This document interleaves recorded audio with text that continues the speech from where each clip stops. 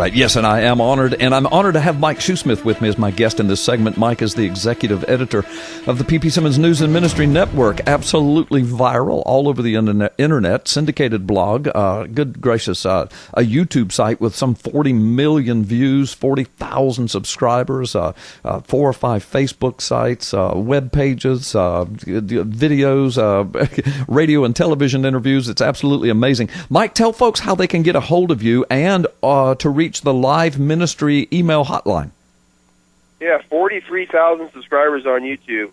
Very popular channel over there, and the great things happening on YouTube and Facebook and Twitter and network blogs, and we are syndicated to Before It's News. We are absolutely everywhere. There's an internet connection, and if you can email the ministry, ppsimmons@live.com, for Bible questions or any such thing. If you want to email us and rant a little, that's fine too. You might not always get a response to those, but we always respond to serious inquiries anyway, Carl. Okay, well, Mike, I know you're the executive editor. You've got a lot of folks working with you and for you, and you said something a minute ago about me posting something. No, I don't post, and you know that, of course.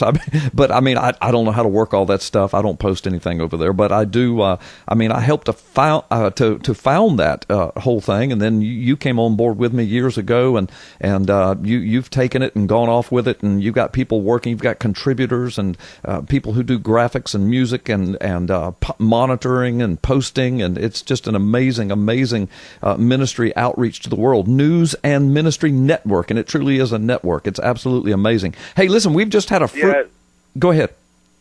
You know, I was just watching a video that you narrated for us about the Pope, a couple of videos over there which are just going absolutely viral over there. People need to check out those. The latest on the Pope Francis there, which you kindly took the time out of your busy schedule to narrate for us. But we have several contributors and moderators over there.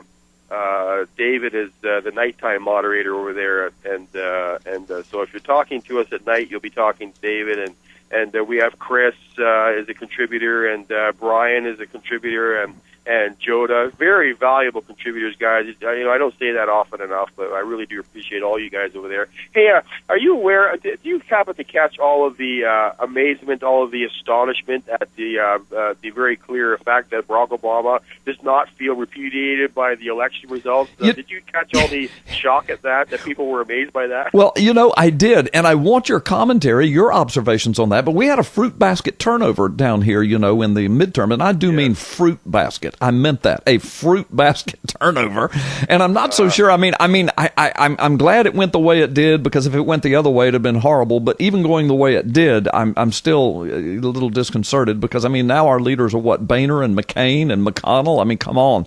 But anyway, so Obama goes on the air and with his press conference after the fruit basket turnover, and just he's out of his mind, Mike. The guy is psychotic. Well, I watched the press conference on Wednesday following the election, and listen, let me sum this up for you guys here. I don't know if you caught this or not. It was in like an hour-and-a-half press conference, but you could basically sum this up in one sentence. Barack Obama speaking, I don't care. Yeah. There you go. There's the press conference. I don't care. Because near the end of the conference, this is what Obama was asked or said about the whole thing. He summed it up in this. He said, if Congress won't work with me — Congress, by the way, is the House and Senate, right, for those people who don't know. If Congress, which by the way, the Democrats lost handily on Tuesday, right, he says, if Congress, meaning the House and the Senate, if Congress will not work with me, I will work alone. Right. This was the words of Barack Obama. I know. And then he says this, but just before he closes, he says, look, as far as the 3/4 of the electorate who didn't go to vote, 3/4 of the people who qualified to vote and did not, he said, I hear you. Yeah. So essentially what he's saying is, listen, I care about this election just as much as you did. Yeah. That's what Barack Obama is saying, because he just said, like 30 seconds before he said that, he said, if Congress won't work with me, I'll just work alone. I know. I'll just do it alone. And because guess what?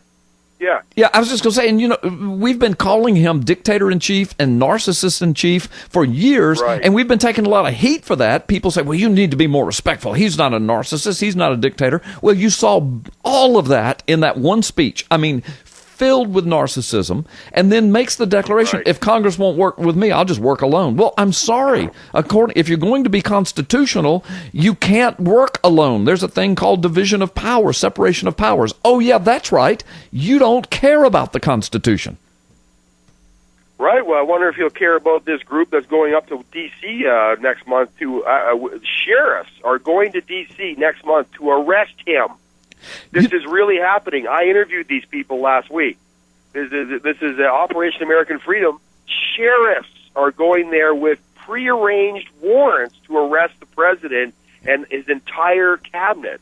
So look for that in the news next month. But listen, the reason now, if we were to go into his mind and go, okay, what was he really thinking when he said, if you won't work with me, Congress won't work with me, I'll go it alone?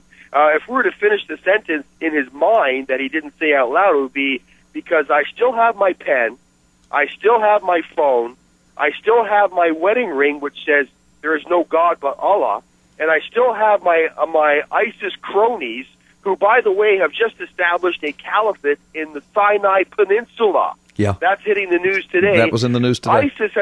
That's right. ISIS has established a caliphate in the Sinai Peninsula, which is only steps away from Jerusalem, folks. Well, they said they were going to use it. They said they were going to use it as an operating base to attack Jerusalem. And if the Egyptian military thinks that they've gotten rid of the Muslim Brotherhood and Morsi, think again, because guess what? The Bible says that Egypt will not escape, and now ISIS has set up a caliphate on Egyptian land. Yeah. Oh, folks, the end times are now. Are you ready? Are you right with Jesus? I mean, let's get ready, folks. Email us, ppsimmons@live.com for more, or follow us, ppsimmons, on Twitter, Facebook, YouTube, everywhere there's an internet connection. And I appreciate you guys, and I love you, and we'll see you next week, okay? Hey, listen, before we get away, you've got about 30 seconds, Mike. Tell the folks, very quickly, in a 30-second snippet, you teased them with this thing about the sheriffs going. What is that all related to? Operation American Freedom. It's a group of people who have gotten together and figured out what Operation American Spring did wrong. They have put together a constitutional elected group of people who are actually going to Washington, D.C. They set December for a date. I'm not sure the exact day. They want to do it in early December, but they have sheriffs now who have drafted up arrest warrants for the president and the entire cabinet. Well, they're going to arrest people. Listen, we're out of time, but I'm going to have you come back on and elucidate us more on that, expound upon that. Yeah.